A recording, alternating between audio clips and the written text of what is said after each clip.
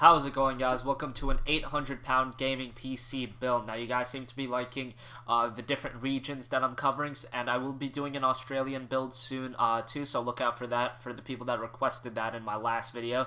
So stay tuned for that. In this video, people also requested me doing an 800-pound build, and that comment got a bunch of thumbs up, so I figured why not, let's go for it.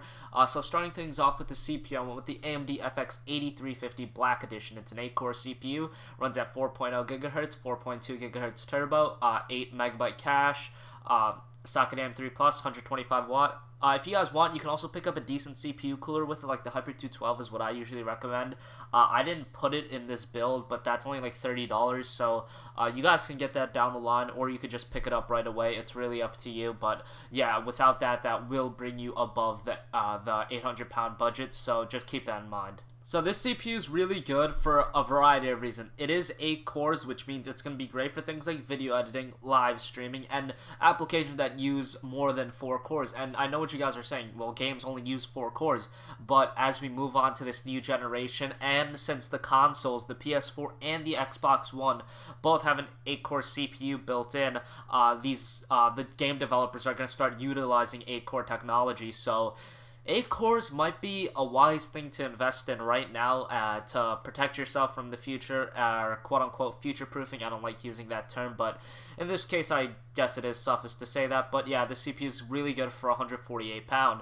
For the motherboard, I went with the ASRock 970 Extreme 3. Now, I don't typically recommend this motherboard, but I was on the Amazon UK site. Really good price for this, 80 pound. And in comparison, I was going to get, I believe, the Gigabyte board. That's kind of like the same thing as this, but that was about 20 pound more, so I just went with the ASRock 970. I'm a huge proponent to ASRock. I think they're a great motherboard manufacturer. I know a lot of people, you know, they're either Asus or Gigabyte. I like ASRock too. Some people don't. I don't understand why, because they have a lot of good motherboards.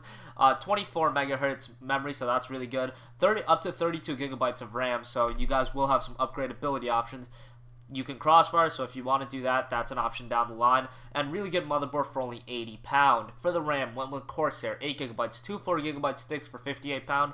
Can't really say much more than this. It's Corsair memory, you know it's going to be good. 1600 megahertz, you know, good stuff right there. For the graphics card, I went with the Gigabyte 7970. This is a 3 gigabyte graphics card, and not only is this graphics card really good for 1080p gaming, it's going to be extremely good as well for 2560 by 1600 gaming, because this does have 3 gigabytes of video buffer. For only 300 pound, I figured it was a pretty damn good deal. Originally, I was going to put the GTX 670 in here, but that was about 280 pound, and I think spending the extra 20 pound is really going to help the build, especially if you do want to play games at higher resolution. Again, that 3 gigabyte video buffer is going to help you a lot. And in my last video, I may have misspoken, but I said that the UK customers don't get the exclusive games like Tomb Raider, Bioshock, and I believe it's Far Cry 3, Blood Dragon, and Crysis 3. That's apparently wrong. You do get it. Amazon just doesn't, you know, like advertise it, so that's weird. They don't advertise it, but turns out you do get it, so keep that in mind. You do get those, you know, pretty quality games.